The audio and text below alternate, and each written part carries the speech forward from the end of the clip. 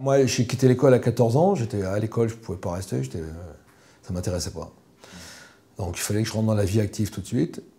Donc pâtissier, ça m'intéressait, ouais. Et je me serais sûrement installé, j'aurais sûrement ma pâtisserie à moi, j'aurais sûrement gagné plus de pognon, mais je ne regrette pas du tout la tournure que ma vie a pu prendre, hein, parce que maintenant, avec le temps, oui, c'est sûr, je me demande pourquoi j'étais pâtissier, quoi.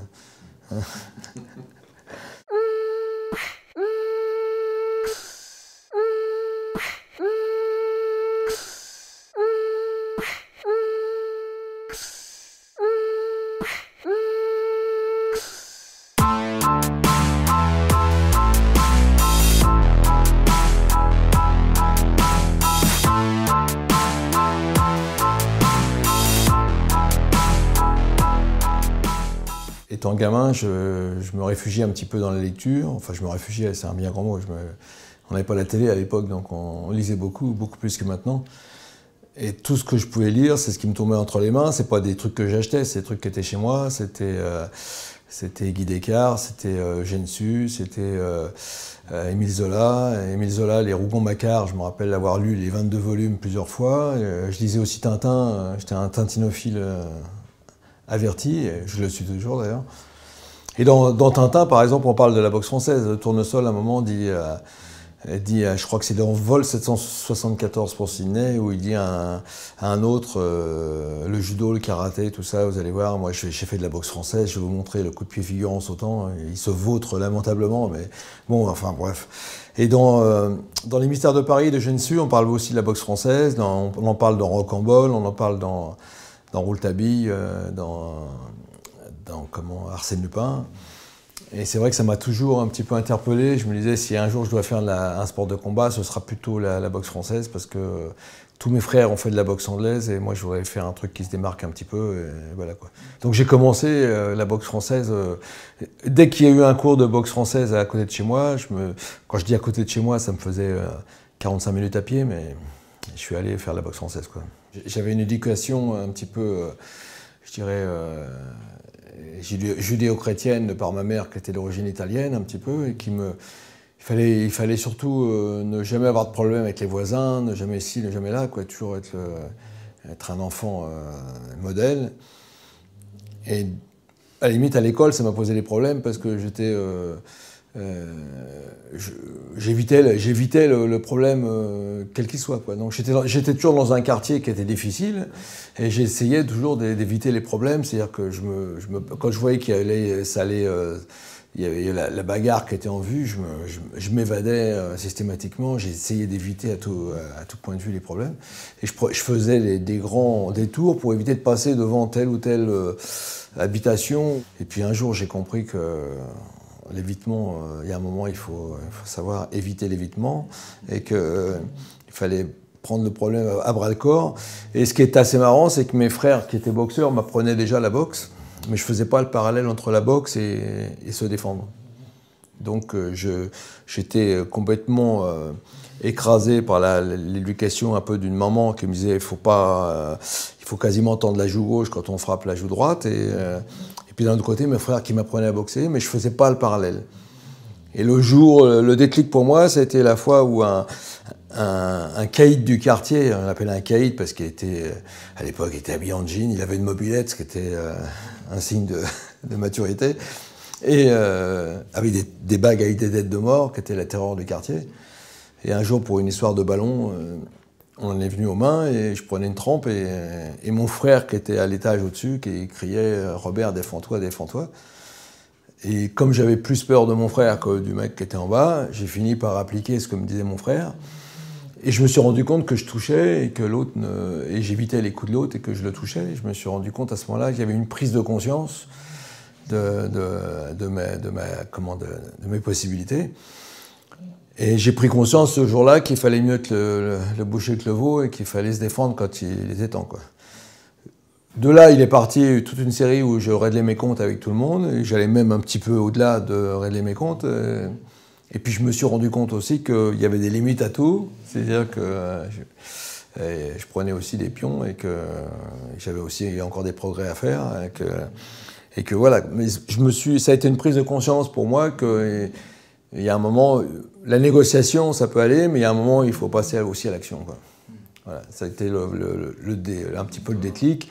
Puis après, quand je suis parti vraiment dans la boxe, où je me suis perfectionné, j'ai toujours gardé un petit peu ça à l'esprit, c'est-à-dire qu'il y a un moment où il faut arrêter de se laisser marcher sur le nez, et puis qu'il faut savoir se défendre. Mais c'est comme ça que j'ai éduqué mes enfants un petit peu, c'est-à-dire qu'il faut essayer toujours d'éviter les problèmes, mais il y a un moment aussi, quelquefois, où on est obligé de rentrer dedans parce qu'on ne peut pas faire autrement, et puis qu'on ne va pas se laisser non plus emmerder toute sa vie. Il y a un moment où il faut montrer les dents, quoi. J'ai un grand frère qui a boxé, moi, à l'époque, avec Laurent Dautuil, donc c'est pas d'aujourd'hui, quoi. C'est l'époque de Cerdan et compagnie, quoi. Donc, mon père lui-même avait fait un peu de boxe, donc c'était un inné, c'était dans la famille. Et moi, à la limite, j'étais un des petits derniers qui était pas attiré trop par les sports de combat. Au départ, je suis pas attiré du tout par les sports de garçon, quoi. Moi, je suis plutôt dans la lecture, je suis plutôt un petit peu le rêveur, quoi. Mes amis sont plutôt des filles que des garçons, moi, déjà à l'époque. Au départ, je veux pas faire de sport. Moi, je suis pas attiré par le sport du tout. Quand il y a du foot, à l'école, je me planque. J'ai pas envie de courir, j'ai pas envie de. Ce qui m'intéresse, moi, c'est l'aspect. Par mes lectures, c'était l'aspect un petit peu boxe française, le côté mystérieux, un petit peu de la savate à l'ancienne. C'était ce côté-là qui m'intéressait. C'est le côté plus culture que sport. Il y a un club qui s'ouvre à Nanterre, à côté de chez moi, enfin à côté, quelques kilomètres à pied. Donc j'y vais la première fois voir. Et puis, en fait, je ne sais pas trop si je vais faire de la boxe française ou du karaté, parce qu'il y a les deux dans le même club, qui sont séparés par un rideau. Et je me dis, je regarde le karaté, je vois et puis à côté, je vois les mecs qui se marrent et tout ça. Je dis, oh, c'est ça que je vais faire, déjà, c'est sûr. Au départ, je suis un petit peu quand même orienté aussi par les choses qu'on peut voir, karaté et compagnie. Mais là, j'ai tout de suite compris que culturellement, c'était pas ce qui m'allait, quoi. C'était trop stéréotypé, trop paramilitaire. Et puis moi, je voulais aussi m'amuser, quoi. Donc la boxe française, ça correspondait plus à ma culture, quoi. Donc je pars à la boxe française, le cours me plaît tout de suite, et puis au bout de 6 mois, je fais mon premier combat, et puis au départ, j'y vais pas pour combattre, mais mon prof me dit « Ouais, si, tu peux y aller, tu peux y aller ». Donc je fais mon premier combat, je rencontre un mec qui est plus vieux que moi, qui est plus lourd, qui est plus expérimenté. Logiquement, moi je dis que je perds le combat, bon, on me donne gagnant, mais on me donne gagnant parce que je fais 2-3 coups de pied, 2-3 jolis coups de pied, mais l'autre, en face, il veut me tuer. Et en fait, je suis complètement inconscient de la dangerosité du moment, parce que j'aurais pu me faire massacrer, quoi. Enfin, j'arrive à éviter ses coups, je me marre, je lui tire la langue, enfin, je suis un petit peu le jeune con. Quand j'y repense maintenant, je me dis, c'était vraiment risqué par rapport à l'époque. Il n'y avait pas de médecin dans la salle, il n'y avait pas de... C'était mal codifié. Ça, c'était en 68. 68, donc c'est pas d'aujourd'hui, quoi. Moi, après 6 mois de salle, je suis monté en face d'un adulte, alors que j'étais encore un adolescent, et qui était plus lourd, qui était plus expérimenté, et qui aurait pu me abréger un petit peu ma carrière tout de suite, quoi. C'était hyper dangereux, c'était mal fagoté, quoi. J'y repense maintenant, je me dis, c'était un truc de fou, quoi. Le prof m'a dit, oui, ouais, tu serais bien que tu fasses un petit... Bah, je suis allé pour lui faire plaisir, mais j'y croyais pas trop, quoi. Et puis après, bon, j'ai pris goût à ça, quoi, un petit peu. Et puis j'ai commencé à me préparer, donc physiquement, à être obligé d'aller courir, des choses que je connaissais pas. Moi, j'ai fait un footing la première fois, j'avais 17 ans, quoi, 18 ans. Je connaissais pas ça. Courir à l'école, ça m'emballait pas. J'étais pas sportif, moi. Je suis arrivé vraiment. C'est un concours de circonstances qui a fait que je suis devenu sportif. 103 combats, 88 victoires, et puis quelques défaites et 4 matchs nuls. Le premier combat en 68 et le dernier combat en 85. Quand j'ai commencé la compétition, j'étais pâtissier encore. Je travaillais 12 heures par jour, je travaillais à mi-temps, comme dirait Coluche. Mais c'est pour ça un peu que j'ai quitté la pâtisserie, que je suis entré dans la police au départ. Alors que je voulais pas du tout, je me sentais pas du tout une âme de flic. Et quand je suis rentré dans la police, en fait, c'était uniquement parce que des policiers qui étaient dans mon club à Nanterre me disaient « Pourquoi tu viens pas chez nous? Tu pourrais aller au moniteur de sport et tout ça, quoi. » Et au départ, je rentre dans la police en me disant « Je vais être moniteur de sport. » Donc Donc au départ, en fait, je rentre, mais comme il n'y a pas de boxe française à la SPP, à l'association de la police, je me retrouve quand même en arrondissement pendant 3 ans. Je fais une police générale pendant 3 ans. Après, je vais revoir à l'association de la police, ils me disent, mais... je dis, mais comment est-ce qu'on pourrait faire pour ouvrir un club? Il me dit, il faut être professeur. Je dis, je suis professeur. Il faudrait une salle. J'ai une salle. Puis là, de là, c'est parti, quoi. Je suis devenu enseignant police, quoi. Et j'ai été détaché, du coup, plus parce que j'étais enseignant que parce que j'étais champion de France en rentrant à la police. Et ils m'ont détaché après, quoi. Donc de là, c'est parti dans le système un petit peu. Finalement, j'ai appris à aimer le métier parce que je me suis vraiment intéressé à l'aspect police. J'enseignais des techniques de police, j'étais spécialiste en technique, menottage et compagnie, alors j'ai jamais menotté quelqu'un pour de vrai. Et en fait, j'éprouvais le besoin de connaître vraiment le métier pour l'enseigner. Et quand il y a eu la création du RAID, j'ai postulé. Comme j'entraînais déjà la brigade anti-gang et tout ça, en boxe et tout ça, et ils ont été intéressés, donc ils m'ont inspiré en disant tu vas t'occuper de la formation en tir, en boxe et tout ça. Et moi j'ai dit mais non, moi je sors de l'école de police comme formateur. J'avais le complexe justement de ne pas pratiquer, donc ce que je veux, moi, c'est aller sur le terrain avec les autres. Donc depuis, au RAID, la groupe formation est le groupe qui va sur le terrain avec les autres et qui va en intervention avec les autres. C'est même le groupe qui va en tête, quoi.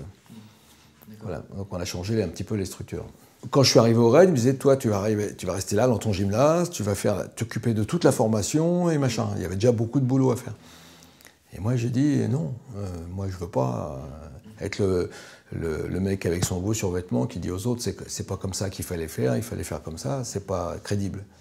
Moi, je veux aller sur le terrain avec les autres, je veux être amalgamé avec eux, qu'on travaille ensemble et que je puisse ramener l'expérience et dire, bah oui, on a fait ça, mais c'était pas bien, on aurait dû faire comme ça et comme ça.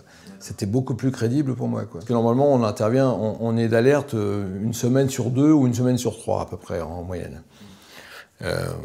Moi, à l'époque où j'y suis allé, j'étais d'alerte quasiment 80% des affaires, j'y étais, quoi.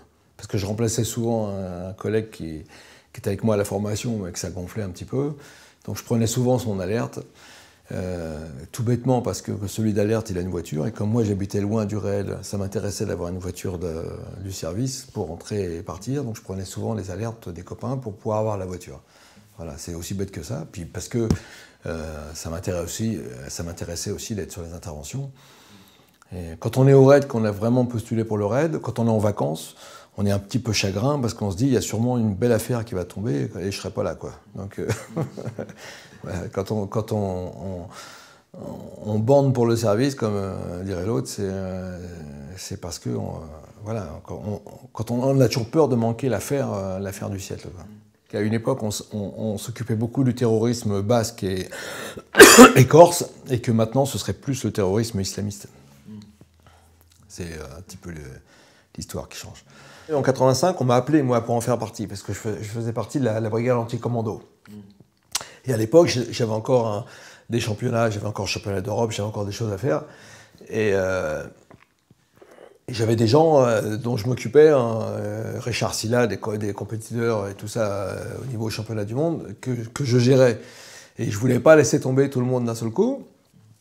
Donc j'ai dit aux gens du RAID, je me libère de mes obligations et dès que je serai plus disponible, je postulerai pour venir chez vous. Donc je ne suis pas arrivé en 85 à l'ouverture, je suis arrivé en 88. Complètement différent, ça n'a plus rien à voir. C'est-à-dire que moi je fais toujours le parallèle entre la différence déjà entre un guerrier et un militaire, et entre un militaire et un fonctionnaire, entre un fonctionnaire la boxe, encore une fois, c'est très codifié. On va prendre des risques quand même, hein, parce qu'il y a quand même une certaine... Émotionnellement parlant, il y a quand même un stress important, le stress émotionnel qui est avant et le stress de combat pendant. Mais encore une fois, c'est le triangle infernal entre la raison, l'action et l'émotion, quoi. C'est-à-dire que l'émotion peut tuer l'action, c'est-à-dire qu'on va être inhibé.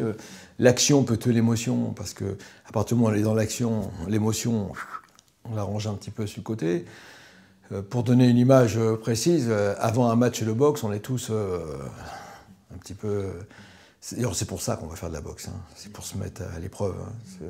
Quand je reviens maintenant avec le recul, aussi bien quand je me retrouvais derrière une porte avec une arme à la main et que j'allais chercher un mec qui avait un fusil, on se dit mais qu'est-ce qu'on vient foutre là, quoi.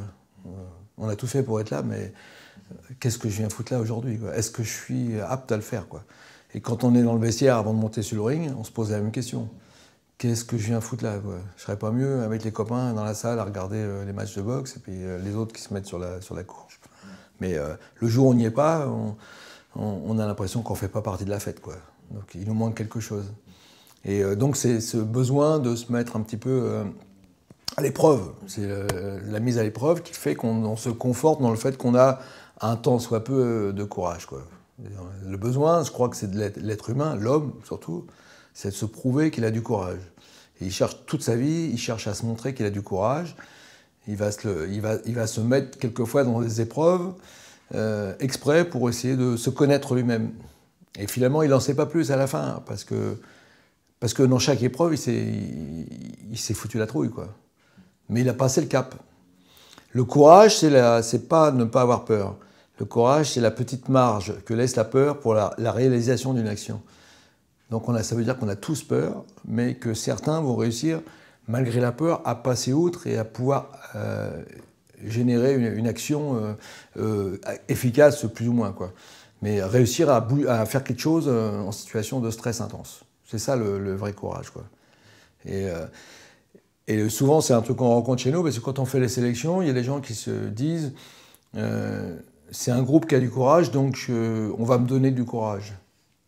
Et en fait, c'est des gens qui se fourvoient complètement, parce qu'on se trouve souvent seul dans des situations. Et puis même en collectif, quelqu'un qui se fait dessus, ça se voit tout de suite, quoi. Et c'est pour ça que même si on fait des tests avec des épreuves bien qui définies, où on essaie de gérer les gens on les met dans des situations stressantes, où on les oblige à réfléchir et à faire quelque chose de raisonné, on n'arrive jamais à générer des situations telles qu'on peut les vivre, nous, en intervention, vraiment. Et quelquefois, il y a les gens sur des interventions, on se rend compte qu'ils sont... les trois résurgences du stress, c'est l'inhibition, c'est-à-dire qu'on est bloqué, la fuite, ou alors c'est l'action, quoi. C'est vraiment combattre la fuite ou l'inhibition.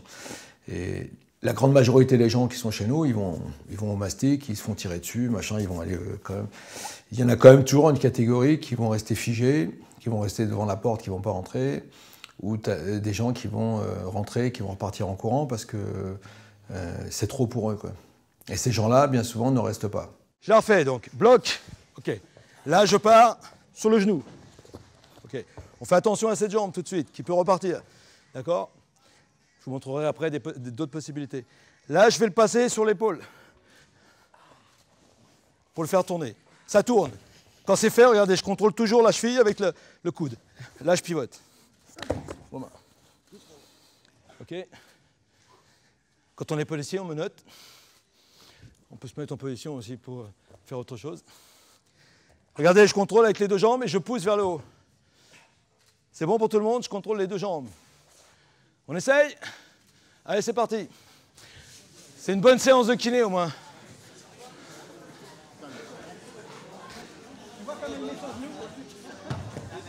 Il faut que tu contrôles les deux jambes, regarde. Remets-toi sur le dos. Quand je suis là. Regarde, là, je vais le retourner. Je passe dessus. Tu vois, mais j'ai un pied de chaque côté. Ce qui fait que quand je vais pivoter, je vais contrôler les deux jambes.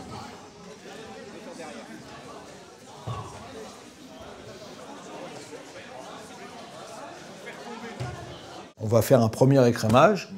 Il y a des gens qui arrivent à passer à travers le filet, qui d'eux-mêmes vont se rendre compte sur les premières interventions. C'est un peu comme quand on monte sur un ring de boxe, il y en a qui veulent y aller. Il y en a qui savent qu'ils ne peuvent pas y aller. Il y en a qui veulent y aller quand même. Ils se rendent compte dès le début que c'est pas fait pour eux. Ils vont abandonner ou ils vont se faire dessus. On se rend compte tout de suite que c'est pas fait pour eux. Puis il y en a certains, à la limite, qui pensent que c'est pas fait pour eux et qui vont se dévoiler un petit peu en situation de stress. ce qu'on appelle le stress positif. Il y a les gens qui se révèlent. Moi, j'ai eu des boxeurs dans ma salle qui disaient, je leur disais, ça te dit de faire un petit combat et tout. Je dis, moi, je veux bien, mais bon. Et moi, j'avais un petit peu vu qu'il y avait un potentiel chez ce gars-là, quoi. Et puis, quand il arrivait sur le ring, en fait, il montrait ce qu'il savait faire, quoi. Et puis d'autres qui me disaient, ouais, je veux boxer, je veux boxer, je veux boxer. Et quand ils montaient là-haut, ils perdaient tous leurs moyens, quoi. Donc, il faut faire la différence entre le guerrier de salle et le guerrier de ring, quoi. Hein, c'est pas les mêmes. Hein. De même, dans les périodes de guerre, en lisant des choses très intéressantes, comme Gallois qui écrivait un truc sur les guerres de 14 et les guerres même napoléoniennes, les guerres les plus meurtrières qu'il y a eu, on s'est rendu compte que les vrais guerriers, c'était pas des militaires, bien souvent. C'était des gens qu'on prenait dans le paysan à qui on enlevait sa fourche, on disait, tiens, tu prends un fusil, tu vas à la guerre. Et quelquefois, il se révélait un guerrier terrible. Alors que la plupart des militaires perdent des pieds dès que ça commençait à tirer vraiment, quoi. Donc le vrai potentiel de guerrier, bien souvent, il se révèle en période de guerre. Et que bien souvent, le militaire qui rentre justement là en disant « on va me donner du courage », bien souvent, il se leurre et il trompe tout le monde, en fait. Il y a eu l'affaire de Neuilly, bien sûr, l'affaire de Neuilly, où on rentre tous dans une salle où ça peut péter à tout moment. Et HB, Human Bomb, qui rentre dans une école maternelle, il prend la classe des tout petits, et avec 12 bâtons de dynamite autour de lui, avec une pompe prête à faire exploser, qui menace de faire sauter l'école, avec 23 gosses dedans et tout ça. Bon, c'est vrai qu'à la phase finale, quand on rentre chercher les gamins et que les deux collègues qui sont rentrés avant nous tirent sur HB, c'était assez chaud, quoi, parce qu'à tout moment, on se dit, ça pète, on est tous sur la piste aux étoiles, quoi. Mais bon, il y a eu ça, il y a eu d'autres... en fait, des prises de risque. Il y a une époque où quasiment toutes les semaines, on allait chercher les islamistes à 6 h du matin. Et puis, à tout moment, on ne savait pas ce qui allait se passer, quoi. Donc, c'est vrai que des prises de risque, il y en a eu tellement, en fait, que j'ai du mal à dire quelle était la plus grosse prise de risque. C'est pas facile... Quand on passe devant un juge après qui nous dit pourquoi vous avez tiré là, alors qu'en une fraction de seconde il faut définir si le mec est armé, si le mec il est armé, il est violent contre vous, le danger est contre vous, contre quelqu'un, est-ce qu'il a une vraie arme, est-ce que si, est-ce que ça, il faut tout déterminer en une fraction de seconde et que le juge vous reproche de ne pas avoir fait le bon choix en une fraction de seconde, alors qu'ils mettent des fois des années pour prendre une décision et qui n'est pas forcément la bonne. On se demande un petit peu, voilà, quoi. Il y a des juges qui vont vous dire, mais attendez, vous avez été dessus, il vous a tiré dessus, ouais, mais vous avez un gilet, vous avez un casque, vous pouvez vous permettre de prendre quelques plombs sans avoir à riposter tout de suite, quoi, avec le matériel que vous avez. C'est ce qu'on nous dit actuellement. C'est ce que des juges se permettent de dire, quoi. Donc c'est ça qui est affreux, quoi. On sort du contexte légitime défense, parce qu'on vous dit ah, mais vous êtes entraîné, tout ça, pour prendre du plomb, vous avez un gilet, vous avez un casque, donc vous pouvez vous permettre de prendre du plomb sans riposter. On a eu un commissaire qui nous a envoyé une fois chercher des gitans dans un camp. Il voulait qu'on prenne des munitions, de la gomme cogne, la munition caoutchouc dans les calibres 12, quoi. Tellement peur qu'il y ait une bavure, il ne se rendait pas compte, quoi. Et quand tout le monde y a dit, bah, monsieur, vous irez tout seul, il a dit, bon, bah, d'accord, mais on marche sur la tête complètement, quoi. C'est de pire en pire. De plus en plus, maintenant, les autorités ont un peu peur pour leur barrette, et de plus en plus, ils prennent des précautions, et ils ont tellement peur pour leur carrière que... Je l'ai vu, moi, je suis allé 4 ans à La Réunion, au GIPN de La Réunion, pour les former, et puis j'étais numéro 2. Et on faisait bac de jour, c'est-à-dire qu'on faisait, comme on n'avait pas trop d'intervention, dans la journée, on faisait la brigade anticriminalité. La première patrouille que j'ai faite, moi, j'étais chef de bord, et je dis au gars, tiens, bah, il y a les cités HLM, là on va y aller. Il me dit, ah non, on ne peut pas y aller. Je dis, pourquoi? Il me dit, parce que le patron, il ne veut plus qu'on y aille. Je dis, pourquoi il ne veut pas qu'on y aille? Il dit, ouais, parce que la dernière fois, il y a la CDI, genre CRS local, qui était venue. Ça s'est mal passé, ils ont balancé des grenades lacrys, c'est monté jusqu'à Paris, c'est redescendu, machin, et le DSP, le directeur départemental de la sécurité publique, il ne veut plus qu'on y aille. Bah, je dis, bah, c'est bien dommage, je dis, parce que moi je te dis d'y aller, puis tu y vas, quoi. Donc on y est allé. On a vu des gars qui bidouillaient des motos, évidemment, ça faisait 6 mois que la police ne rentrait plus là-dedans. Quand ils nous ont vus, ils ont été surpris, ils sont partis. La moto volée, on était fait un tour dans les caves, on a vu 3 cyclos volés, donc on fait venir la CDI qui charge les motos et les cyclos dans le truc, et ça commence à partir les jets de pierre, les machins, les trucs. Donc la CDI est obligée de venir. Moi, je rentre au commissariat, je commence à faire mon rapport, j'entends quelqu'un qui vient en courant, essoufflé, le DDSP. Il me dit « Monsieur Paturel, c'est bien, vous avez fait les affaires, mais si vous pouviez éviter d'aller dans les quartiers comme ça. » Je dis « Monsieur, pourquoi il n'y a pas de quartier de mon droit ?» Il dit « Oui, je sais bien, mais vous avez, regardez là, j'ai envoyé la CDI, s'ils envoient ne serait-ce qu'une grenade lacrymogène, je suis obligé d'en référer à Paris, et alors je me fais engueuler, quoi. » Donc le principe, c'est ça. C'est-à-dire que le mec qui vient des DSP ou préfet, pendant 3 ans, il faut qu'il n'y ait pas de vague. Pas de vague, c'est le mot que j'ai le plus entendu dans la police. Ça veut dire que le mec, pendant 3 ans, quand il y a une merde, il glisse ça sous le tapis, il s'assoit dessus, il attend que ça se passe. Il dit, moi j'ai 3 ans à tenir. Dans 3 ans, on m'offre un poste supérieur. Si j'ai une merde, c'est foutu, quoi. Ma carrière est finie, quoi. On va me foutre dans un recoin. Donc les gens, ils veulent pas de vagues, donc ils s'assoient sur le tapis, mais le tapis, il grossit de plus en plus. Puis un jour ou l'autre, on ne pourra plus mettre de merde sous le tapis, quoi. Donc l'idée, c'est ça, c'est qu'il ne faut pas de bruit, pas de vagues, je t'embrouille et puis on n'en parle plus. Pour moi, ça devait être justement une institution qui était carrée, qui était... on ne peut pas... Alors le problème, c'est que le mec qui arrive, qui a un petit peu des couilles, qui a un petit peu du mental, il voit par exemple, moi j'ai vu à La Réunion, une manifestation, le mec il coupe un bananier, il met ça sur la route. Il attend. Alors les voitures stationnent, du coup on appelle les gendarmes ou la police, ça dépend du coin. Donc la police arrive, qu'est-ce que vous voulez monsieur? Moi je veux un travail. Moi, je veux pas un travail, je veux un emploi. Pas pareil, petit distinguo. Alors, alors si ça marche comme c'est maintenant, donc on fait une réunion, machin, les gens ils viennent leur voir, ils discutent. Ils disent « non, ça n'a pas marché, machin ». Bon, après, il y a 3 bananiers, il y a 3 mecs qui attendent. Après, il y en a 15. Donc, ils vont promettre des choses à Pierre-Paul Jacques. C'est comme ça qu'une ville comme Saint-Denis de la Réunion, qui a, je crois que c'est 30 000 habitants, a autant d'employés municipaux qu'une ville comme Nanterre qui a 400 000 habitants, quoi. Voilà, parce qu'on donne des emplois qui servent à rien, mais... on va nourrir des gens à rien foutre, quoi. Parce que pour avoir la paix sociale. Donc ça c'est un des gros problèmes. C'est le microcosme de La Réunion que j'ai retrouvé en fait en métropole, parce que c'est la même chose en métropole, hein. Toutes les îles, c'est flagrant, mais en métropole, c'est la même chose, à une plus petite échelle peut-être. Mais c'est la même chose. On essaie d'acheter la paix sociale. Est-ce que vous savez qu'en Nouvelle-Calédonie, on donne un salaire équivalent au salaire gardien de la paix à tous les chefs de tribus? Et les tribus, il y en avait un certain nombre à une époque. Du coup, qu'on les paye, maintenant, il y en a 3 fois plus. Les tribus font des petits. Voilà. Et c'est la seule façon d'acheter la paix sociale dans ces coins-là. À Mayotte, c'est la même chose. À Mayotte, on va payer des juges qui sont des juges islamiques, qui n'ont rien à voir avec les juges de chez nous, mais à qui on va donner des subsides pour qu'ils ferment leur plomb et qu'ils ne fassent pas chier le monde et qu'ils ne créent pas la révolte, quoi. Donc c'est un truc qu'on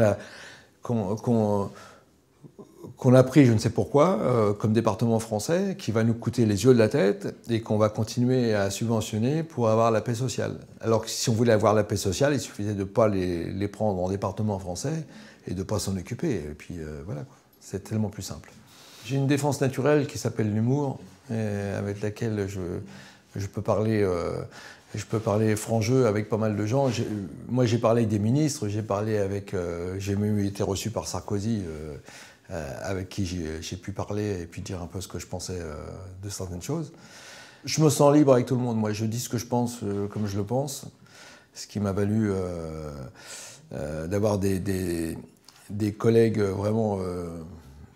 des bonnes accroches avec tous mes collègues policiers, ce qui ne m'a pas valu spécialement de décoration ou de remerciements de l'administration, mais je m'en bats les rouleaux comme dans l'an 40. J'ai toujours dit ce que je pensais, où je le pensais et à qui de droit, quoi. Donc j'ai toujours, tout en restant correct, parce qu'on ne pouvait jamais me reprocher d'être impoli, mais j'ai toujours dit à des patrons et à...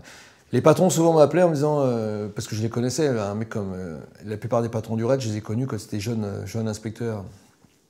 Quand ils arrivent au service, ils me disaient, Pathieu, dis-moi un peu comment ça se passe. Alors je leur disais, voilà, ça se passe comme ça, comme ça. Mais il y a des fois où ce que je disais ne correspondait pas à ce qu'ils voulaient entendre, donc, mais je continuais à leur dire quand même. Et puis je m'en portais bien. Il faut savoir que j'ai 2 fils au raid maintenant quand même. Donc je continue à aller dire ce que je pense, même si ça leur plaît pas. C'est le plus beau métier du monde quand il est fait proprement, par des gens qui y croient. C'est-à-dire qu'ils croient vraiment à la justice, ils croient vraiment à la défense de la veuve et de l'orphelin. Donc moi j'y crois toujours. C'est la seule chose qui m'a toujours emmené à faire de la police. Si vous voulez changer quelque chose, si vous voulez changer, venez, rentrez à l'intérieur de la police. J'ai eu des discussions moi, avec des... Moi j'étais... à la limite, j'aurais pu être anti-flic, parce que la première expérience que j'ai, moi, de la police, c'est, quand j'expliquais tout à l'heure, je faisais 45 minutes pour rentrer le soir après la boxe, alors que j'étais pâtissier et que je travaillais 12 heures par jour. Je me levais à 4 heures du matin, et malgré tout, j'allais traîner mes sabots dans les salles de boxe jusqu'à 10 heures le soir. Et je marchais après pour rentrer chez moi, parce que c'est pas comme maintenant. Et je me fais interpeller par des flics, parce que je passais devant le commissariat, moi, à Nanterre. Puis un soir où il y avait 2 flics qui n'avaient rien à branler, sûrement, ils m'ont contrôlé quand je passais devant. Alors que si j'avais quelque chose à me reprocher, je ne serais sûrement pas passé devant le commissariat. Enfin, moi, c'est des flics qui ne réfléchissaient pas spécialement. Et ils me contrôlent, ils me disent, bon, papier. Et moi, je n'avais pas de papier. Je dis, ben non, j'avais 16 ans, je rentrais chez moi, je n'ai pas mes pièces d'identité. Elle me dit, et tu viens d'où? Je fais de la boxe. Ah ouais, tu fais de la boxe, ouvre ton sac. Alors moi, j'ouvre mon sac, et puis pour qu'il regarde dedans. Le mec, il prend mon sac et il le retourne. Et moi, je dis, monsieur, pourquoi vous faites ça? Il me dit, qu'est-ce qu'il y a, toi?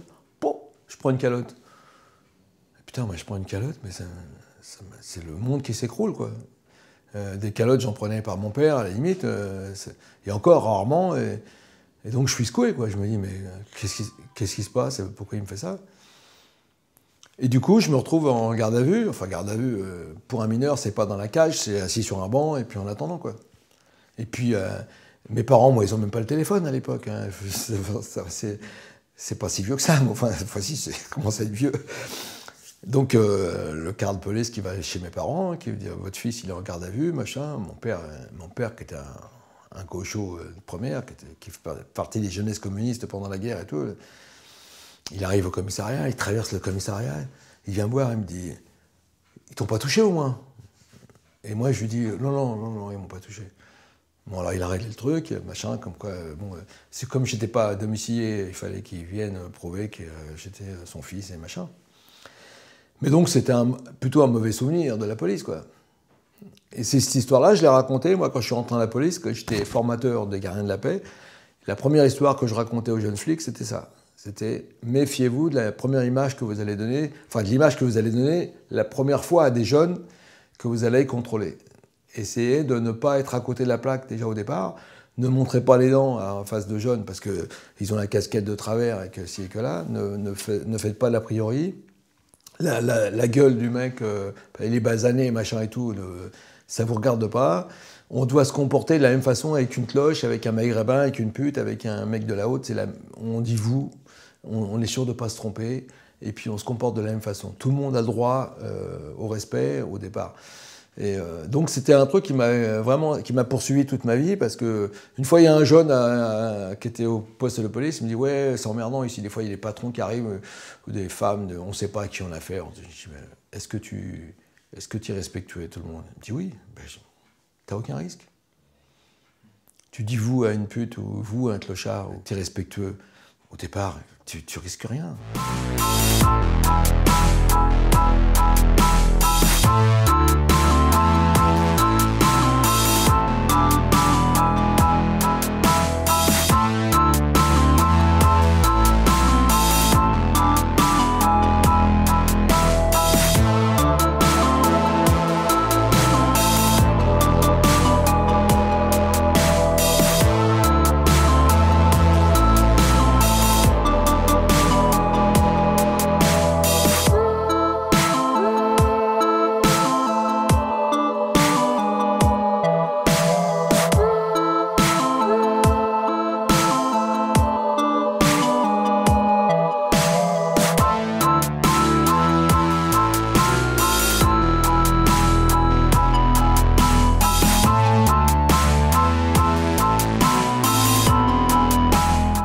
combat total. Moi, j'aurais été plus jeune, j'aurais fait ça. Je serais parti là-dedans aussi. Alors, l'histoire de Cyril Diabaté, c'est assez... je ne sais pas si vous avez raconté le début. Moi, au début, il est basketteur. Il fait du basket dans la salle où moi, je prends le cours de boxe après. Et tous les lundis, jeudis, je crois. Et à chaque fois, il s'assoit sur un banc et il regarde la boxe. Et un jour, je lui dis, mais ça te plaît la boxe? Il me dit oui. Il était déjà aussi grand, hein, quasiment. Je dis, mais pourquoi tu viens pas? Il me dit, parce que ma mère, elle ne peut pas payer le basket et la boxe. Et en fait, il disait déjà pas la vérité, parce qu'en fait, sa mère est décédée. Son père l'a abandonné, il est parti au Cameroun, je ne sais plus où. Et sa mère est décédée. Il est élevé par sa tante et sa grand-mère, en fait. Et je vois bien une femme blanche qui vient le chercher. Et, je pense que c'est sa mère. Et puis, en fait, c'est pas sa mère, c'est sa tante. Et puis, moi, je lui dis, écoute, moi, je faisais un peu du social, hein, comme toujours dans ces coins-là. Mais je lui dis, si tu veux, encore, quoi qu'Arveil, c'était moins social qu'à Nanterre. À Nanterre, il y a quasiment personne qui payait, mais à Arveil, il y a quand même plus qui payait. Je lui dis, bah, écoute, tu t'inscris, et puis si ça te plaît, si tu as envie de faire de la boxe, je veux pas que tu te morfondes comme ça, et tu viens faire de la boxe, et puis plus tard, quand tu pourras payer, tu verras si tu peux payer, quoi. Donc il a commencé la boxe, comme ça. Puis après, en effet, je faisais plutôt boxe française, mais j'avais des gars chez moi qui combattaient déjà un petit peu en boxe thaï, donc ils prenaient des gars qui voulaient plutôt faire de la boxe thaï, donc on était toujours ouverture maximum. Et puis il a commencé à y avoir les Golden Trophy en combat open un peu, et puis il y a eu le début de l'UFC, quoi. Donc en effet, travailler l'UFC. Et puis moi j'avais deux, trois techniques comme ça, par exemple les clés de cheville, les trucs comme ça, que je travaillais moi-même de mon côté avec les potes. Donc le soir, quand je voyais qu'ils partaient faire des Golden Trophy, je leur montrais 2-3 techniques un petit peu en plus. Et puis après, il a volé de ses propres ailes. Il est parti maintenant. Mais on reste toujours en contact. J'ai toujours été persuadé qu'on tenait une petite partie du combat. Et qu'on ne pouvait pas tenir tout le combat avec pied-point. Il n'y avait pas que ça, quoi. Ceci dit, je dis souvent, moi, en boxe de rue, que dans la rue, il ne faut pas aller au sol, hein. Automatiquement, quand on est dans le camp des gentils, on ne va pas au sol. Parce que dans le camp des méchants, ils sont rarement tout seuls. Donc si on va au sol avec quelqu'un, on va jouer au ballon avec notre tête, hein. Donc moi, j'explique toujours que dans notre partie boxe de rue, on a la lutte de rue aussi, hein, c'est-à-dire la projection, les choses. Si on est emmené au sol, on essaye de se relever très vite. C'est-à-dire, on va cogner la tête, on va taper, les doigts dans les yeux. C'est la rue, hein. Il faut se relever très vite. On pense tout de suite à la rue. Il y a pas mal de clés qui sont infaisables dans la rue, parce qu'on va se faire mordre. Un contrôle ici, la clé de bras tendu avec le mollet sur la bouche, la poitrine sur la bouche, toutes ces techniques, quand je les fais moi sur un tapis avec des copains, qu'on fait un peu de jiu-jitsu, quand je leur montre tout ce que je peux leur faire, ils deviennent fous, ils disent faut que je revoie tout, quoi. Faut que je revoie mes techniques pour les adapter à la rue. Parce que toutes les techniques que l'on peut faire sur un tapis ne sont pas adaptables à la rue. Même les MMA, il y a plein de choses qu'on ne peut pas utiliser dans la rue. Ou alors il faudrait vraiment aller très vite, être sûr de ne pas se faire niaquer, être sûr de ne pas se faire mettre un doigt dans l'œil et tout ça, quoi. Par exemple, moi je refais la clé de bras, même si je dis qu'il ne faut pas rester au sol, la clé de bras tendue, au lieu de la faire les deux mollets comme ça, je vais mettre mon pied ici avec le pied qui va bloquer la tête, par exemple, avec la chaussure. Donc il ne pourra pas mordre. Donc on peut réadapter, revoir chaque technique quasiment en les réadaptant par rapport à la rue. Tout est révisable. En partant du principe quand même qu'il faut éviter de rester au sol dans la rue. Ou alors je suis avec mes copains, ou alors je suis en situation de police, je fais m'atteler tranquillement au mec, je le bloque avec le pied, mais en sachant que mes copains me couvrent. Mais si je suis tout seul, moi, avec un mec dans la rue, je ne m'amuse pas à faire ça, quoi. Je me fais massacrer. Dans la rue, c'est complètement... On parle beaucoup plus de vérifier l'environnement, rester debout, on envisage toujours l'évitement, la fuite, la négociation. Le combat, ce sera en dernier. On évite le combat au maximum. Travailler avec l'arme à la main, donc couverture du pontet pour éviter de mettre le doigt sur la queue de détente. Et boxer avec son arme, bloquer un coup avec son arme, un coup de pied par exemple, riposter avec son arme sans mettre le doigt sur la queue de détente. Donc c'est les choses qu'on fait. Et dès qu'on peut, on va ranger son arme à l'étui, on va fermer son étui pour être sûr de pas faire une connerie, quoi. Mais ça se fait tout à fait avec le fusil, avec l'arme de poing, ça se fait bien sûr. Ça faisait partie des techniques self-défense que j'enseignais moi au niveau du raid. J'avais monté une petite structure de formation self-défense en tenue d'intervention. Donc on savait beaucoup des percussions. Percussions avec le gilet pare-balles, percussions avec le casque bien sûr, percussions avec le fusil, avec le bouclier même. Donc il y avait toute une partie self-défense adaptée à l'intervention. Qu'ils ont remis là au goût du jour, ils m'ont rappelé, c'est il n'y a pas longtemps, me demander encore des conseils, s'ils avaient peur d'oublier quelque chose, que je réactive un petit peu Ils se sont rendus compte encore que ça pouvait être utile. Voilà. En fait, quand on travaillait beaucoup sur la percussion, c'est-à-dire intervention 6h du matin, par exemple, intervention petit déjeuner, comme on dit, opération petit déjeuner, quand on fonce sur un objectif, on pète la porte, on fonce, on cherche une tête, quoi. On a une photo, on a photographié quelqu'un. Là, il y a quelqu'un qui se présente devant nous. Si ce n'est pas notre objectif, on le percute pour le dégager. Et on continue en cherchant l'objectif. Ceux qui sont derrière vont se gérer cette personne. Quand c'est notre objectif, on percute, on garde l'objectif et les autres vont passer derrière pour aller sécuriser l'appartement. Donc c'est le principe général. Quand on dit on percute, quand tu as un mec de 80 kg plus 37 kg de matériel qui déboule à 10 à l'heure dans un couloir, c'est un autobus, quoi. Donc des fois, c'est sûr que déjà la percussion, il faut qu'elle soit... psychologiquement, ça marque bien, quoi. Mais enfin, on n'a pas affaire à des enfants de cœur non plus. Et peu de temps après, avant que j'ai quitté le raid, on commençait déjà à nous emmerder parce qu'on avait percuté un mec et qu'il portait plainte et que si, que là, quoi. Ou un autre qui avait pris une baffe parce qu'il avait ouvert sa gueule. Et que... Pour la plupart des flics, c'est un découragement. C'est que moi, je connais plein de petits jeunes qui sont rentrés à la police, qui sont vraiment des gens qui veulent faire quelque chose, ils partent à la BAC, ils sont courageux, ils s'entraînent, ils sont vraiment types. Ils se font allumer 2-3 fois par leur directeur, et puis après ils disent bon ben, allez c'est bon, je vais prendre un service, on se les frise, et puis on bouge plus, quoi, on bouge plus une oreille. Donc demain la police sera... Il y a toute une structure de gens qui essayent de désarmer notre police, quoi. Il y a même des gens qui parlent de désarmer, effectivement, que le policier ne devrait pas être armé, quoi. Comme les Anglais, comme les bobbies. Mais ils oublient une chose, c'est que les bobbies représentent 10% de la police. Tous les autres, ils sont en civil, ils sont armés. Que nous, la police en tenue, représente 60% de l'effectif, quoi. Que tout le monde a peur de tout. Et qu'il n'y a plus de... Avant, tu avais des patrons qui avaient des couilles qui disaient maintenant, ça sera comme ça, ça sera comme ça. Il n'y a plus de patrons qui ont des couilles, quasiment. Et puis, il y en a encore. Il ne faut pas que je dise qu'il n'y en a plus. Il y en a encore. Heureusement qu'il y en a encore quelques-uns, mais pas assez. Ils sont plus majoritaires. Les gens sont plus fonctionnaires que policiers.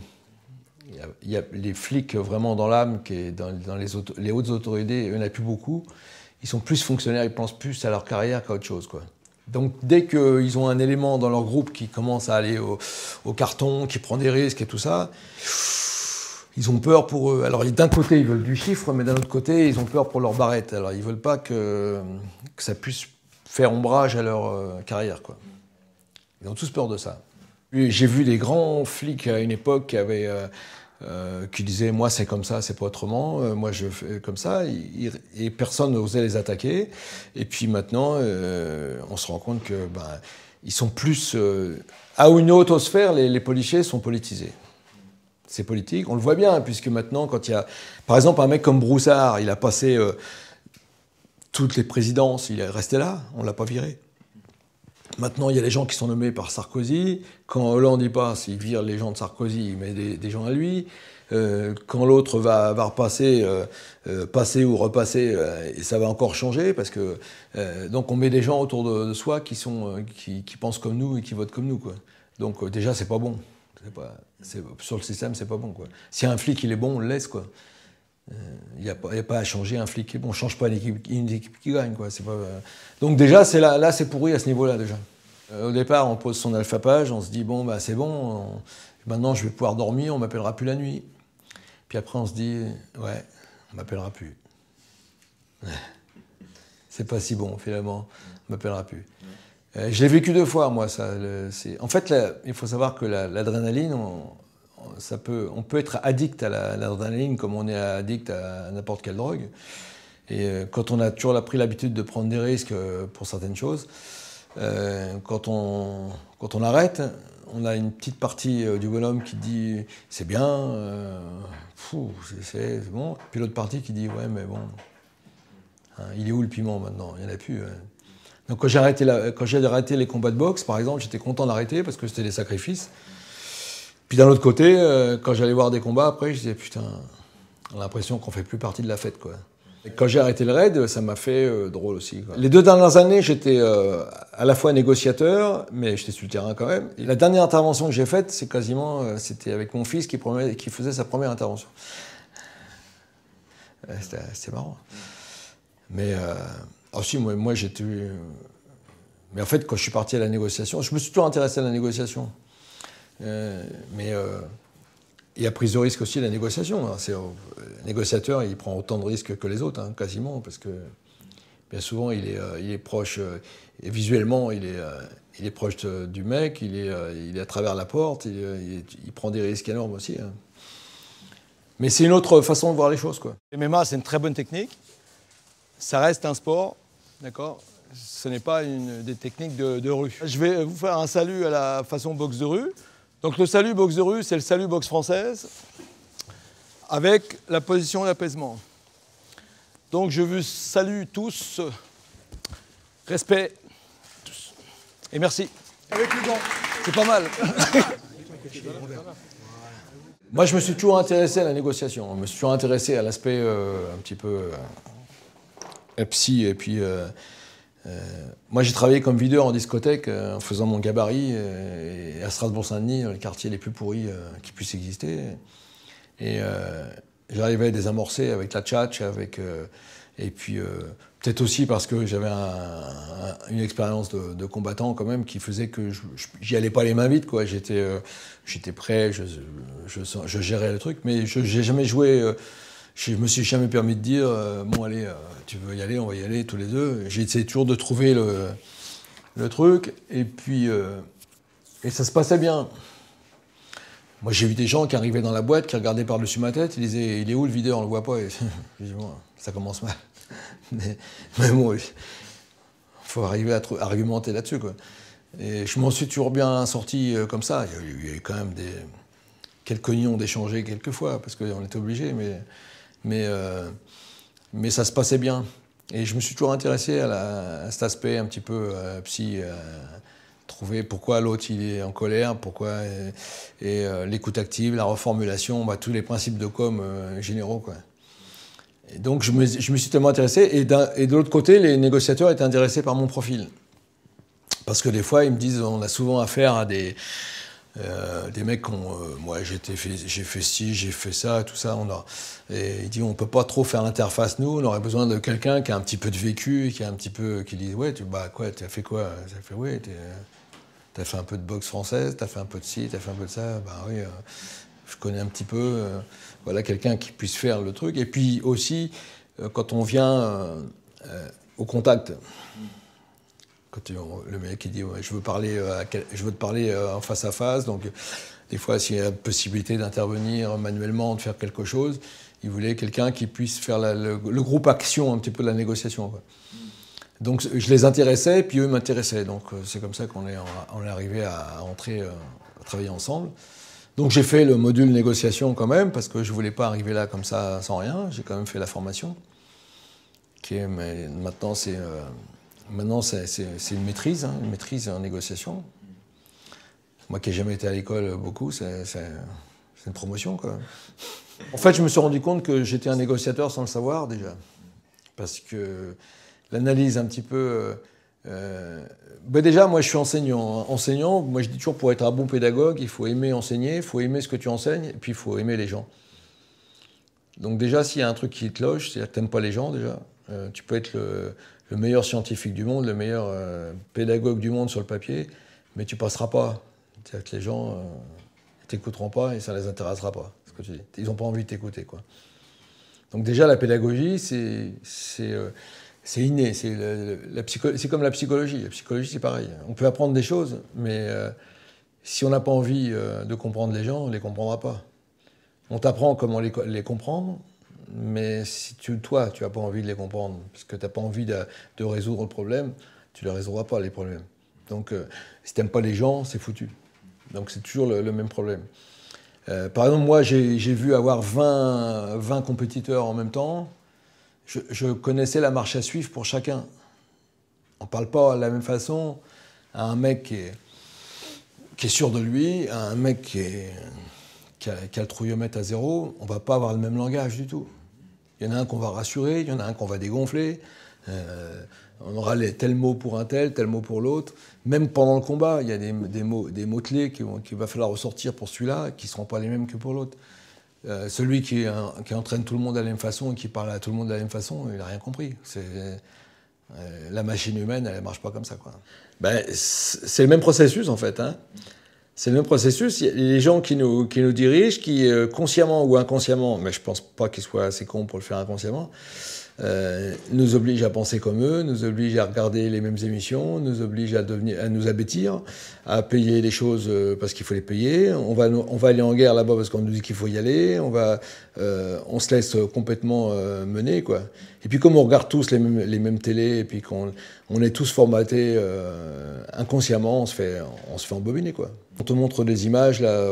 Au Mali, où les musulmans sont arrivés, ils ont fait ci, ils ont fait ça, tu dis ouais, c'est normal qu'on leur mette sur la gueule, quoi. Bon, moi, à la limite, je comprends qu'on mette sur la gueule aux intégristes musulmans, mais c'est quand même un formatage, quoi. Après, on t'a dit il faut aller foutre sur la gueule à Bachar el-Assad. Moi, tu te dis oui, c'est vrai que c'est un salaud, il bombarde les rebelles, ces pauvres rebelles. Puis le lendemain, tu vois les rebelles qui jouent au foot avec les têtes des mecs qu'ils ont tués. Tu te dis... fait penser à Coluche qui disait « Je me suis battu pendant des années contre la guerre au Vietnam et puis dès qu'on a libéré le Vietnam, ils ont envahi le Cambodge. Donc tu sais plus à quel saint te vouer, quoi. Tu crois à des choses et puis le lendemain on te prouve le contraire, quoi. Donc c'est un peu délicat. C'est pour ça qu'il faut pas s'enflammer pour des choses. Hein, quand tu t'enflammes pas, tu vas te faire traiter de bon à rien par tous les autres qui s'enflamment, mais faut pas s'enflammer trop vite pour certaines causes qui quelquefois, quand tu connais bien le fond du problème, mais le problème c'est de connaître le fond du problème justement, c'est d'avoir quelqu'un qui te dise la vérité, c'est ça le plus dur. Donc si tu pars toujours sur des idées reçues, tu es quasiment sûr de te planter à un moment ou à un autre et de te dire quelques années après, hein, comme les gens qui ont été communistes à une époque et qui se sont rendus compte après que les Russes, ils faisaient pas que du bien, quoi. Puis que Pol Pot, il faisait pas que du bien non plus, quoi. Donc, faut faire attention quand on s'engage quelque part. D'accord. Il faut s'engager, mais après mûre réflexion. Et puis, faut pas hésiter à se désengager quand on se rend compte qu'on s'est trompé. Le combat que je raconte le plus, c'est celui où j'ai pris une trempe. C'est assez marrant, c'est assez paradoxal, mais... c'est le combat qui m'a ouvert les yeux. C'est-à-dire que c'était en 76 ou 77. Il y avait Roger Pachi qui m'écrit dans le karaté. C'était l'arrivée de la boxe thaï. Il dit qu'est-ce qu'il veut rencontrer en boxe thaï, tous les champions de boxe thaï. Donc il y avait Briman, il y avait Kaman, il y avait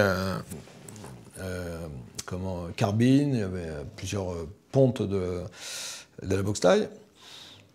Et il cherchait les volontaires pour les rencontrer. Et moi, c'était l'époque où tout le monde me disait « Putain, t'es le plus beau, t'es le plus fort ». Je mettais les gants avec des karatékas, des champions de karaté. J'avais l'impression de m'amuser un petit peu. Ceci dit, il travaillait en façon karaté et moi, je travaillais façon boxe. Quand moi, j'allais faire du karaté vraiment avec ces gars-là, je me faisais planter. Hein, donc c'est parce que en boxe, ils étaient moins bons, quoi. Donc je finissais par croire un peu que j'étais surnaturel, quoi. Donc moi, je dis ouais, ok. Moi, je rencontre, mais je ne connaissais pas du tout la boxe thaï, quoi. Je ne savais pas du tout ce que c'était la boxe thaï. Et je me retrouve à Pouchet, en plus, moi, une salle, un endroit où je donnais des cours. Donc déjà, on me dit, il faut enlever les chaussures. Bon, j'enlève les chaussures. Et Brillman, c'était un Hollandais, c'était un très bon... il était champion du monde en kick après.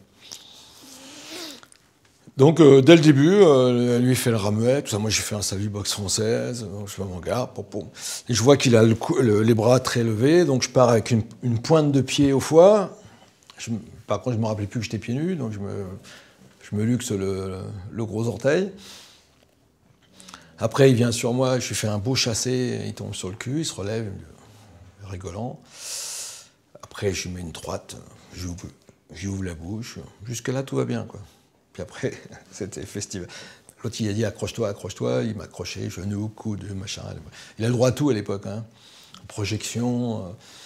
Ça a duré 3 rounds. Et au 3e round, au 4e round, j'ai pas pu me lever. J'avais les jambes qui étaient tétanisées. J'ai pris des coups de genou, des coups de tibia et tout. Donc c'était pour moi une bonne ouverture. J'étais faire un peu de boxe après. Je suis allé chez Belloni, à Porte-Bagnolet. J'étais à la dure école de la boxe thaï. Ça m'a apporté beaucoup au niveau du mental, quoi.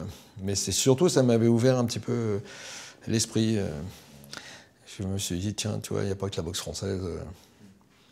Il y a un moment, même, je me disais, la boxe française, c'est de la merde, quoi. Puis après, j'en suis revenu, parce que quand je suis allé chez Belloni, justement, j'ai fait de la boxe thaï et tout ça.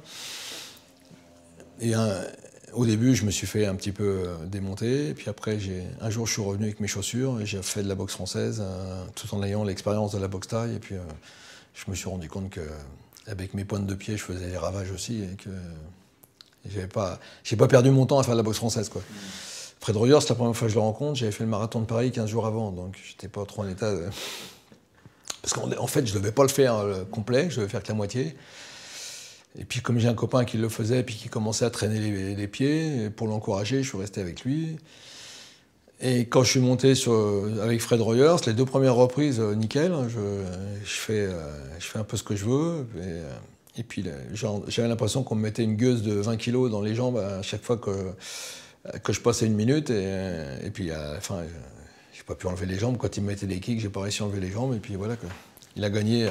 par abandon, pas abandon, mais j'étais compté 3 fois dans le 3e ou 4e reprise, je ne me rappelle plus. Je suis allé boxer en Italie pour la première fois en 73, je crois. Je rencontre le champion d'Italie en remplacement de quelqu'un qui s'est chié dessus. Et je prends le train tout seul. Et j'ai personne qui m'accompagne, quoi. Donc je pars tout seul en Italie, à Gênes. Le combat en Italie, je le raconte souvent, c'est sur le plan psychologique. La préparation au niveau du stress. L'intensité du stress de ce combat, c'était mon prof qui me dit le lundi, Robert, tu vas remplacer un tel, tu vas partir en Italie, tu vas partir à Gênes, faut que tu partes vendredi, tu boxes le samedi, tu rentres dimanche.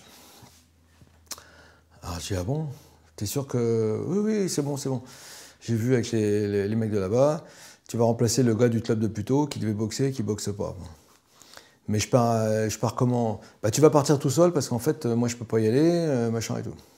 Donc je vais faire un combat international à Gênes, je vais prendre le train tout seul et je vais boxer tout seul. Donc déjà psychologiquement, pour un jeune comme moi, c'était chaud, quoi. Bon. Il me dit, c'est pas tout, il faut que tu perdes 3 kilos. Alors, je me mets au régime, je fais du sauna, je fais footing, kiawe, machin et tout. Je suis motivé, j'ai envie de le faire quand même. Donc je prends le train, les trains en Italie, c'est pas comme en France, hein, ça merdouille un petit peu. J'ai du retard, tout ça. J'arrive là-bas, on vient me chercher à la gare, on m'emmène à la pesée. On me fout dans une chambre dans un quartier où quartier, les putes et tout ce que tu veux, ça gueule toute la nuit, j'ai pas dormi. Et le lendemain, je combats donc dans une presque Bercy, quoi, rempli de monde, et je rencontre la vedette locale. Lui, il a tout son staff avec lui, dans son vestiaire et tout. Et moi, je suis tout seul. Et je demande à l'organisateur s'il peut me prévoir une personne pour me donner à boire pendant la reprise, quoi, parce que j'ai personne, quoi. Donc il y a un mec vaguement français qui est dans le coin et qui me dit oui, je m'occuperai de toi, quoi. Donc je mets mes bandes tout seul, je m'échauffe tout seul. Et puis mentalement, c'est quelque chose, quoi. Et puis finalement, je le mets 2 fois sur le cul, il déclare match nul, quoi. Donc, ce qui est normal en Italie. Et à la fin, comme les Italiens m'insultaient en arrivant déjà, et on m'a traduit après que ça veut dire couille molle. Mais et moi qui ai des origines italiennes aussi, ça me faisait un peu drôle, quoi. Et ils le savaient peut-être pas. Et puis il y en a qui venaient m'insulter à la sortie du vestiaire, du ring. Je sais pas pourquoi, parce que moi j'avais un combat hyper propre et tout, mais bon, c'est sûr que leur vedette, ça était sur manger les pâquerettes 2-3 fois, donc ça les vexait peut-être. Puis à un moment, j'ai fait un beau bras d'honneur à tout le monde. Et là, c'était l'Islande. Les cordons de police qui m'ont emmené dans le vestiaire, et je suis resté jusqu'à 2 h du matin dans le vestiaire, parce que si je sortais, je me faisais massacrer. Les souvenirs que j'ai d'Italie.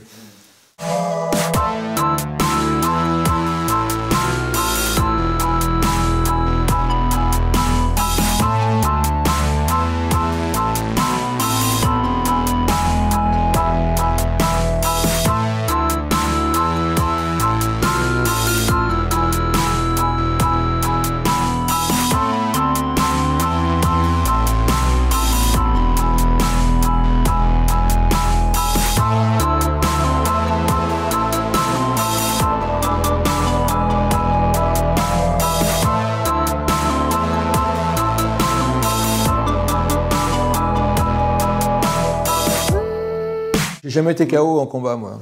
103 combats, jamais, pas un KO. J'ai été arrêté sur l'arbitre pour les blessures, ou arrêt de compter 3 fois, donc arrêté, mais j'ai jamais été KO. Donc des coups durs, j'en ai pas pris. J'ai fait 2 combats en foule, en fait. C'était à l'époque, à la grande époque, où tout le monde il faisait un truc, là, les premiers championnats de France de foule. Il y avait 3 tapis, et ça descendait comme à Gravelotte, là. Les gens qui... Et premier combat de foule que j'ai fait, j'ai gagné au point. Et le deuxième, j'ai gagné par KO. Et après, j'ai pas continué. Ça m'avait un petit peu dégoûté parce que j'avais rencontré un gars du traditionnel, un petit jeune en plus. Et puis, le tapis, et moi je le touche, pom, puis j'arrive au bout du tapis, donc je fais un pas de côté, tombe, à genoux, assis, couché, puis on a mis 10 minutes à le réveiller, quoi. Et ça m'avait un peu secoué parce que c'était un petit jeune et que ça ne m'avait pas plu, du tout. Et je ne suis pas revenu après. Donc je n'ai pas continué la compétition. Et parce que j'ai vu des KO monstrueux sur tous les tapis, parce qu'il y avait des gens de la boxe thaï, il y avait des gens de la boxe anglaise, des gens de boxe française. Puis en face, il y avait beaucoup de petits gars qui arrivaient du traditionnel, et il y a eu un massacre. Il y a eu des graves. C'était trop grave, quoi, trop grave. Et ça m'avait secoué. Je me suis dit, bon, c'est pas très bien, je ne peux pas continuer là-dedans. Je suis allé au Bahreïn, par exemple, envoyé par la Fédération de boxe française pour entraîner la police locale. Je suis tombé sur un Japonais pur et dur, traditionnaliste, qui, quand il a vu que j'arrivais, ça n'y a pas plu. Et j'ai eu beau lui expliquer que moi j'étais là pour 15 jours, simplement dans le cadre des échanges culturels français, France-Bahreïn. Je ne venais pas lui manger son truc. Et il l'a pas supporté. Et le dernier jour, quand j'étais en train d'entraîner les officiers de police, il est venu me provoquer sur le tapis. Puis il a mangé, quoi. Il a mangé. Et j'étais avec l'entraîneur national de la boxe française, Bruyandet. Il me dit, putain, je t'avais dit que je voulais pas des combats de cirque. Je dis, bah oui, mais le mec qui vient sur le tapis me provoquer, je fais quoi, moi? Si je descends du tapis, je suis la risée de tout le monde, et puis la boxe française, c'est même pas la peine, quoi. Ouais, mais on n'est pas là pour ça. Je dis, mais je fais quoi, alors? Je fais quoi? Tu aurais fait quoi? Tu serais parti comme une lopette, là, ou quoi?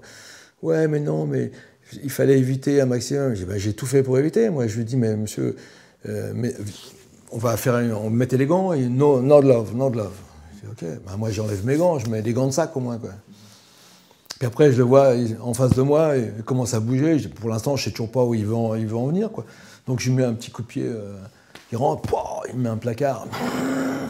Je dis, bon, j'ai repris un peu mon souffle. Puis je dis, bon, non, on va passer en mode combat. Hein. Puis, avec l'écart de jambes qu'il avait, le premier kick qu'il a pris, il a commencé à plier. Il a pris un deuxième. Puis après, il a pris la série. Puis après, tout le monde est arrivé pour nous séparer. Mais enfin, il était déjà dans le gaz. Hein. Il avait le nez comme une aubergine. Et donc, on nous ramène à l'hôtel. Le lendemain, on est convoqué par l'émir du Koweït, là, enfin du Bahreïn. On nous fait attendre 2 heures dans une salle d'attente. On se dit, bon, on va être décapité, on va être lapidé. Et le mec, il nous reçoit, il dit, bon, je voudrais m'excuser pour l'incident d'hier. Et le mec, il a pris l'avion ce matin, il est rentré chez lui. Et puis, voilà. Comme quoi, il était idiot, quoi, il a tout perdu. En fait, c'est marrant parce que moi, je suis un technicien. Je ne suis pas un puncher. Et les seuls KO que j'ai faits, c'est en face de puncher. Parce que j'étais meilleur technicien. Donc, moi, j'ai 7 KO à mon actif. J'ai jamais été KO moi. Et les 7 KO que j'ai faits, c'est 7 punchers. C'est des gars qui gagnaient tous leurs combats par KO. Et qui se sont mis KO tout seuls avec moi, quoi. C'est-à-dire que moi, je les mets KO sans m'en rendre compte. C'est-à-dire que je les prends en contre et je les pique comme ça et je me rends pas compte quand ils tombent, je comprends pas pourquoi ils tombent, quoi. Mais en fait, parce qu'on est bien dans le temps, je suis bien dans le temps. Le défaut du puncher, c'est qu'il se jette un peu. Et donc le puncher est fragile par rapport à un autre puncher, par exemple. Et moi, je suis pas un puncher. Ou alors je l'ignore, mais je n'ai jamais cherché, moi. Pour moi, le combat, c'est une construction. Je marque des points, moi. J'ai une calculette dans la tête. Tac, tac, tac, tac, tac, tac. Là, je sais où j'en suis. Dans le coin, on me dit où j'en suis, mais je suis toujours clairvoyant. Je sais exactement ce que je fais. Et il y a sûrement des combats que j'ai laissés passer parce qu'il aurait fallu que j'aille plus vite, j'aille plus loin avec le risque de me faire toucher. Donc j'ai évité soigneusement de me faire toucher. Et puis par contre, les KO que j'ai faits, c'était jamais voulu, c'était quasiment un incident. C'était pas voulu, c'est simplement parce que j'avais peut-être plus la pression du fait que j'avais affaire à un puncher. Quand je rencontre un mec comme Guri qui gagne, un gars qui arrive un nouveau quasiment, qui gagne KO premier en quart, KO premier en demi, sur des mecs que je bats au point d'habitude. Donc tout le monde se dit, on va être chaud, quoi. Puis en fait, je gagne KO premier parce qu'il vient me chercher et puis que j'ai peut-être plus la trouille que d'habitude et que je le prends en contre, un contre magnifique, quoi. Et puis il fait dodo pendant 5-10 minutes, quoi, encore. Alors que j'ai pas l'impression d'avoir frappé plus fort que d'habitude. C'est simplement lui qui est venu plus fort que d'habitude, quoi. En fait, il y a eu 2 derniers parce que le dernier combat, je gagne contre Nocentini en championnat d'Europe en 84.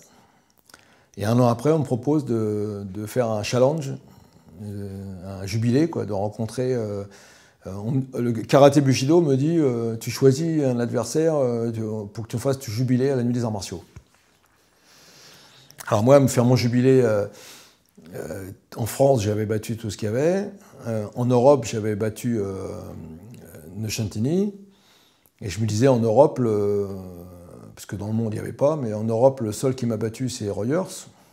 Donc, plutôt que de prendre un mec que j'ai battu plusieurs fois ou que j'ai battu, si je dois faire un challenge, autant prendre un mec, enfin un jubilé, autant prendre un mec qui m'a battu, quoi. Hein. Donc moi, je suis déjà copain avec Fred Rogers, parce que même quand on se rencontre la première fois, on se connaît. Et j'appelle Fred, je lui dis, Fred, voilà, je te propose un truc, est-ce que tu voudrais bien me rencontrer? Il me dit, oh putain, oui, ce serait sympa à faire, et machin et tout. Mais c'est pourquoi? C'est pour un gala, c'est pour un machin, pour une œuvre de bienfaisance, tout ça. Je dis, non, c'est pour la nuit des arts martiaux. Oh, il me dit, oui, mais t'es sûr que tu veux que ce soit moi? Tu veux pas? Je dis, non, j'ai envie que ce soit toi, parce que voilà, tu m'as battu, puis que je voudrais... c'est pas une affaire de revanche, c'est juste comme ça, quoi, une affaire de sportif, quoi. Ah, il me dit, bon, écoute, moi, je suis partant. Et puis voilà. quelques semaines après, on fait les photos pour la revue Karaté, on va bouffer tous les deux ensemble, on se marre bien, on se raconte des conneries. Et puis ça n'a pas empêché qu'on se mette dessus la gueule, parce que pour moi ça n'a rien à voir, quoi. Je veux dire, je rencontre mon meilleur ami en ping-pong, je vais essayer de le battre. Je le rencontre en boxe, je vais essayer de le battre. Donc pour moi, ça, je me pose même pas les questions, quoi. Il n'y a pas d'ennemis, il n'y a pas de... J'ai jamais considéré mes adversaires comme des ennemis, moi. Bien au contraire, il y a toujours... comme quoi c'est un système de communication comme les autres, puisque quand je boxe avec quelqu'un que je ne connais pas, après j'ai envie d'aller lui parler, quoi. J'ai envie de mieux le connaître et j'ai envie de sympathiser avec. Donc ça prouve que ça crée des liens, hein, finalement, contrairement à ce que certains peuvent dire. D'ailleurs, on le voit bien, des gens qui s'insultent avant un combat et qui se tombent dans les bras l'un de l'autre après. Ça crée des liens de se mettre sur la gueule. On devrait tous se mettre sur la gueule, ce serait tellement plus sain, finalement. Hein, les politiques, là, dès qu'il y a un petit problème, allez, une paire de gants chacun, allez-y tous les deux, ils se mettent bien sur la courge, puis après, je pense qu'ils se comprendraient mieux. Le pire cauchemar de ma vie, ce serait de perdre un de mes gosses. Mes enfants, c'est ma famille, c'est la chose la plus sacrée, quoi. Je pensais à ça justement parce que j'en ai un qui est à Kaboul en ce moment. Il fait 3 mois à Kaboul en protection de l'ambassadeur. Puis bon, je sais que ça pète un peu à gauche à droite, donc je pensais à ça surtout. Mais je ne suis surtout pas les dissuader. De quel droit je les dissuaderais? C'est leur mère qui est inquiète tout le temps. Moi aussi, mais moi je ne peux pas trop le montrer. Je ne peux pas faire le papa poule avec ce que j'ai fait moi. Donc leur mère, elle a tremblé pendant 20 ans pour moi, puis maintenant elle va trembler encore pendant 20 ans pour les fils, quoi. Mais bon, ils sont policiers. De toute façon, on a tous... on prend tous des risques, je veux dire, tous les jours, n'importe où, ça peut péter, Bon, c'est sûr que là, on augmente un petit peu les risques. La boxe m'a ouvert les portes de la police, en fait. J'aurais pu entrer dans la police sans être boxeur, mais je ne serais pas arrivé au raid, sûrement. En fait, moi, au départ, dans la police, j'ai été contacté par la BRI, la brigade anti-gang, pour entraîner en boxe. Donc je les ai entraînés en boxe, puis après je suis rentré à la brigade anti-commando avec eux. C'est les prémices du raid un petit peu. C'est une brigade qui était constituée pour intervenir sur les prises d'otages dans Paris et tout ça, quoi. Donc j'ai commencé déjà à faire don un petit peu de mon temps et pour entrer dans un service actif, quoi. C'est pour ça que quand il y a eu la création du raid, comme ils ont pris les dirigeants un petit peu de la brigade anti-commando, ils ont été tout de suite emmenés à m'appeler moi pour y aller, quoi. C'est pour ça que j'y suis allé après, quoi. Mais automatiquement, moi j'avais envie c'est quand même paradoxal qu'actuellement, on a du mal à trouver beaucoup de volontaires pour le raid, quoi. Quand je suis rentré au raid, moi il y avait 1500 volontaires et on était 2 à être choisis. Maintenant, ils ont du mal à trouver 50 volontaires pour faire les sélections pour le raid. Parce que par le recrutement que l'on fait maintenant, on embauche plus des fonctionnaires que des policiers. Quand on voit un petit jeune qui arrive, moi je veux faire de la police parce que je veux intervenir, je veux faire ça, les psychologues, ils éliminent. Ils préfèrent celui qui arrive comme ça. Et donc il y a un gros problème à ce niveau-là. Et on embauche des premiers de la classe, mais on arrive à un point où le concours de gardien de la paix est quasiment plus dur que le concours d'officier. Donc il y a une sélection qui est hyper stricte au départ. Les psys éliminent toute une partie de gens qui nous intéresseraient, nous, pour les groupes d'intervention. Quand on va chercher des mecs qui sont réfugiés, qui sont islamisés à mort, qui sont endoctrinés, qui sont là pour mourir, on ne peut pas envoyer les enfants de cœur, quoi. Quand on aura compris ça, on comprendra un petit peu mieux les choses, quoi. Hein, quand tu embauches des fonctionnaires, le mec il pense qu'à sa gratification et puis il va noter le quart d'heure supplémentaire qu'il a fait, qu'il a noté tout ça, il est complètement à côté de la plaque, quoi. Et quand lui on va lui dire bah, tu vas rentrer, là il y a 10 islamistes qui sont prêts à tirer, tu vas rentrer, tu vas sûrement te faire allumer, mais bon c'est ton métier.